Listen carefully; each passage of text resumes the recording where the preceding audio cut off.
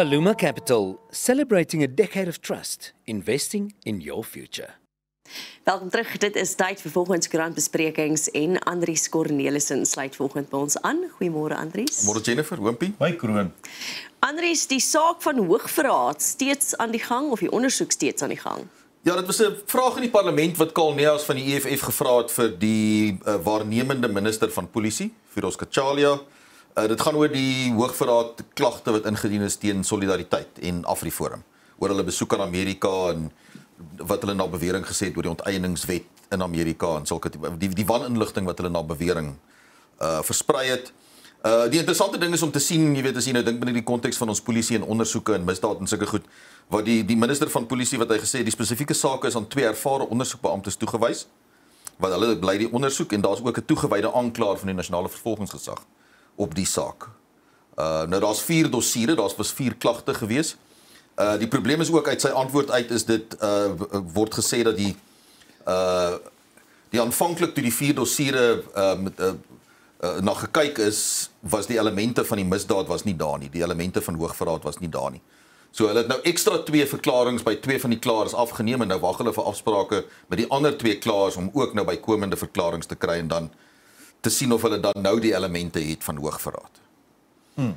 Ek weet nie of hierdie mors van tyd en geld en ondersoekbeamptes van die valke Politieke speelbal. Jy weet, en 'n toegewyste spesifieke aanklaer van die nasionale gaan dit ons ergens bring hierdie.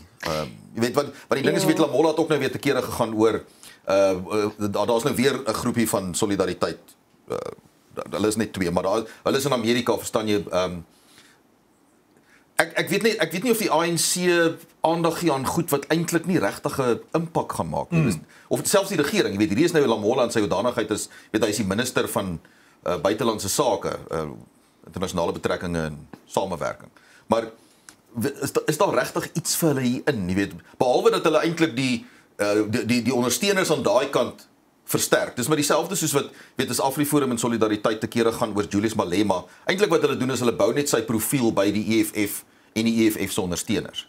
So jy weet, het hierdie regtig enige pad waarheen toe dit loop, jy weet, ek is seker daarvan daar's baie mense wat sê ja nee, kla hulle aan, neem hulle in hegtenis, jy weet, sit hulle in die hof.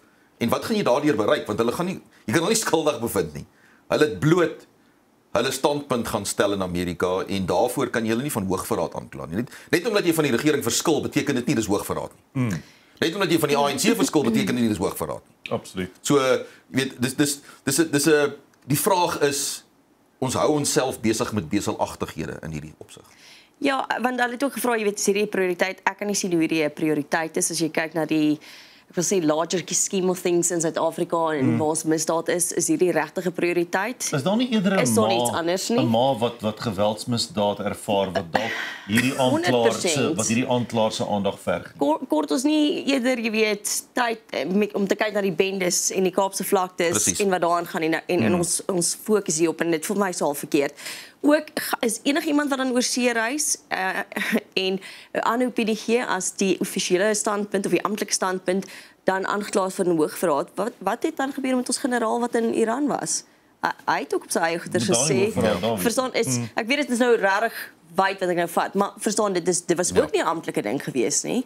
Dit was ook 'n opinie wat hy gegee het sonder toestemming van Ronald Lamola, ons minister van buitelandse sake. So ek voel net ons aandag kan dalk net iewers anders wees vir die stadium. Ja, jy sien waar dit 'n mens bekommerd maak, verstaan jy, is die houding daarvan dat sou jy met die regering verskil, dan is dit hoe weet ons sien dit in Amerika waar die regstelsel word gebruik teen jou opponente. Ja.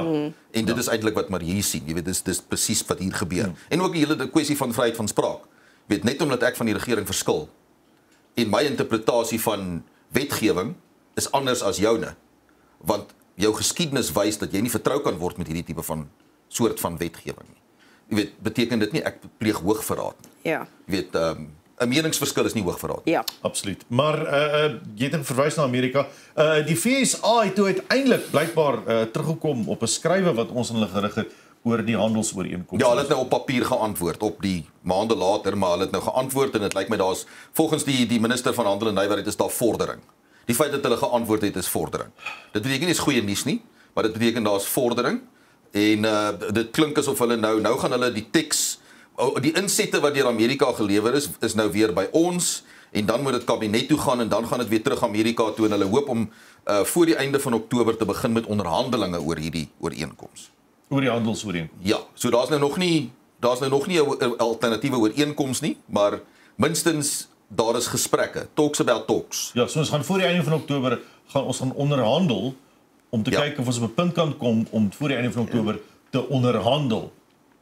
Ja, daar was voorstelle en teenvoorstelle en dan gaan ons onderhandel. En dan gaan ons weer voorstelle en teenvoorstelle. Dit klink vir my na 'n fantasties effektiewe proses. Wel, ons moet net ver wegkom van die 30%. Want ons het reeds die impak gesien daarvan. Jy weet, so ek dink die belangrike ding is dat vir ons is dit 'n baie meer dringende saak as wat dit vir Amerika is. Ja.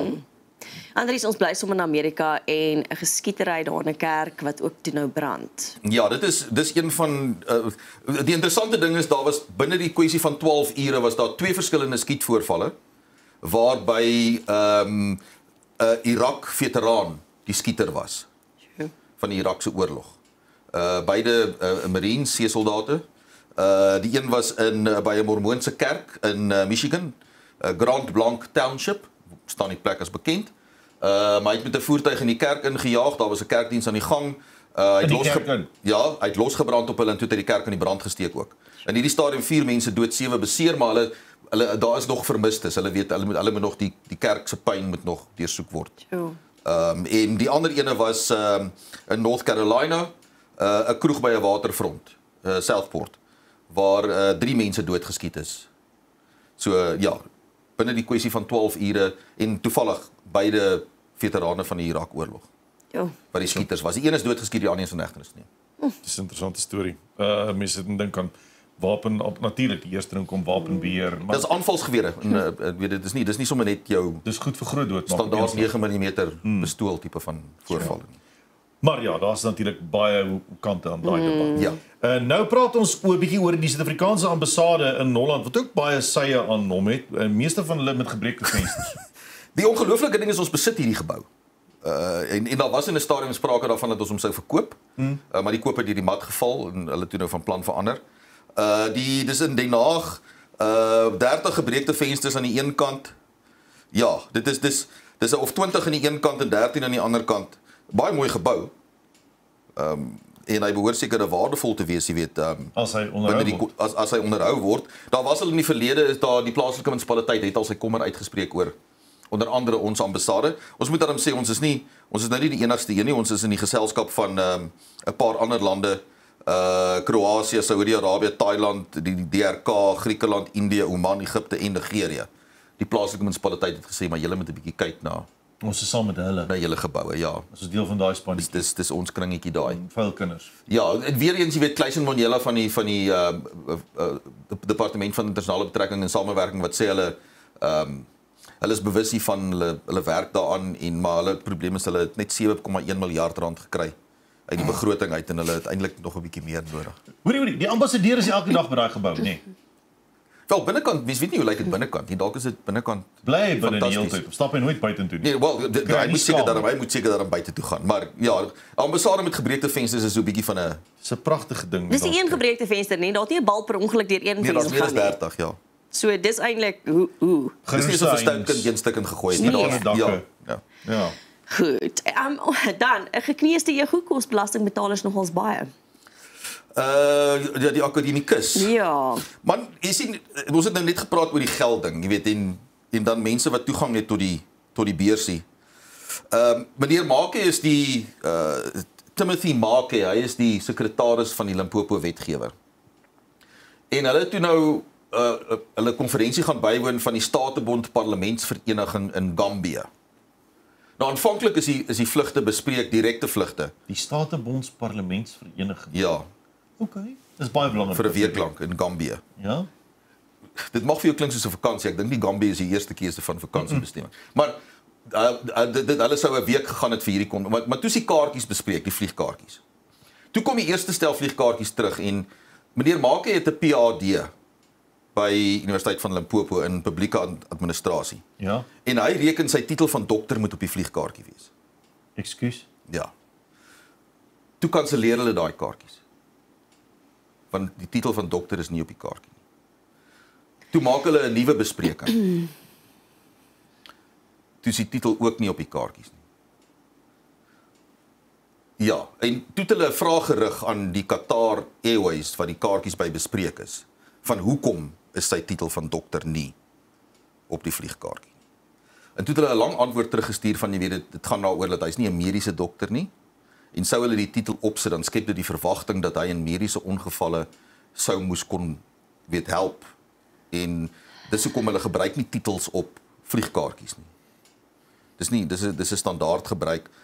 En toe het hulle vir die derde keer die kaartjies bespreek, en toe het meneer Maak maar op die vliegtuig geklim. As meneer. En toe is dit van R440.000 af het ons toe nou gegaan na 1.8, want hulle kon nie, dit was nie terugbetaalbare kaartjies wat hulle gekoop het in die eerste 2 episodes nie. Wat toe nou ook gebeur het met die derde episode, omdat dit so laat bespreek is toe het hulle nou nie direkte vlugte nie. Toe moet hulle nee. Ja, toe het hulle nie 'n direkte vlug nie. Toe moet hulle vlieg via Casablanca in Marokko, en die probleem is omdat hulle toe nou laat So hulle moes vir verby visumsaansoek, omdat hulle laat vir visumsaansoek gedoen het, toe moet die arme afvaardiging weens meneer Maak se titelprobleem, moet hulle slaap in die lughawe, want hulle het nie 'n visum gehad om te kan by die akkommodasie wat vir hulle bespreek en betaal is deur die belastingbetaler om daar soontoe te kon gaan nie. Maar nou ja, hulle was in Gambia en hulle die konferensie bygewoon en Ek hoop alle daar's sukses aan iets hulle. merkbaar anders in Limpopo mense se lewens na hierdie geld wat hy gemors het. Ek hoop daar's iets wat hy doen wat Limpopo mense sê, my magtig meneer dokter Maak het. Hier het jy nou vir ons 'n verskil gemaak. Toe jy teruggekom het, kan ons dit voel in ons lewensstandaard. Nou is die miljoene werd. Ek wil eintlik net opsetlik wees en ek wil hom bel en vir hom sê Mr. Maak en dan Jy's aspres. sien wat is die reaksie. Maar nou hoor jy, ons 'n bietjie praat oor Suid-Afrika en die Emmys. Die Emmy-toekennings is gepubliseer, die nominasies. Ja, wat die interessante ding maak is ons is dis nou die internasionale Emmys. Ons is die derde land met die derde meeste benoemings vir die internasionale Emmys. Sure. Ja, na die Verenigde Koninkryk. Dit is buite Amerika. Verenigde Koninkryk en Brasilië. Catch Me a Killer, julle sal weet Mickey Pistorius. Dis 'n storie. School Ties en natuurlik Cook. Is ook daar. En Chasing the Sun 2, die ding oor die Springbokke se tweede wêreldbeker oorwinning. Ja. Is onder andere daar. En Playroom Live is 'n op die kinderkanaal wat ook benoem is vir 'n internasionale Emmy toekenning. Daar's heelwat Afrikaanse mense ook betrokke by elkeen van hierdie projekte. Ja, dis baie mooi. Dit doen noodwendig in Afrikaans, weet Cook is natuurlik in Afrikaans, maar baie van die projekte is daar Afrikaanse mense by betrokke. Weet jy wat dit my bly gemaak het, wys jou ons kan meeding op 'n internasionale vlak ook en baie geluk aan almal wat genomineer is. Dis regtig goed gedoen.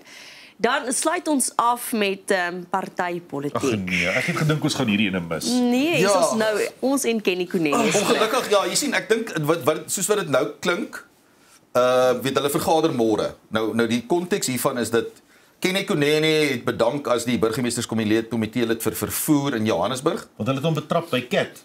Ja, by Katie Molefe. Nee, Cat se ander een. Cat se ander een. Ja. Katie Molefe. Hierdie is Katiso Katie Molefe. Die moordverdagte, ja. Ja. En hy was eintlik net daar vir hy het beweer hulle sou 'n onderhoud gaan doen. Hy was daar saam met 'n jong verslaggewer of wat ook al, hulle sou. Maar in elk geval, hy's toe nou daar was 'n ondersoek deur 'n regsfirma en hy is onskuldig bevind. Dit was blote toeval dat hy daar was. En nou wil hy sy pos terug hê as die burgemeesterskomitee lid vir vervoer. Die probleem is die ANC het intussen die portefeulje van vervoer aangebied vir die EFF. Nou het jy die Patriotic Alliance van Guyton McKenzie aan die een kant en Julius Malema se EFF aan die ander kant. Hier kom moeilikheid. En hulle sê hulle gaan as hier nou verkeerde dinge geskei word, is hulle uit die regering van nasionale eenheid uit en hulle breek al hierdie koalisies waar hulle deel is saam met die ANC. En dit sou 'n massiewe impak gehad het as dit gebeur. Ja, en net jy 'n sukkelaar soos Dana Morero, verstaan jy wat nou hierdie situasie moet hanteer. Minstens lyk dit vir my asof die nasionale vlak het nou ingegryp het. Weet die Sunday Times praat van dat die president het gesê maar Kunene moet terug in sy pos. Dankie meneer die president. Ja, ons gaan nie nou met die RNE sukkel en al sulke goed nie. En Guyton het gedreig dat hy gaan loop. So kom ons kyk of dit teen môre afgehandel gaan wees, maar Johannesburg is maar net 'n probleem. Ja, funksioneer goed op hierdie stadium, né? Nee?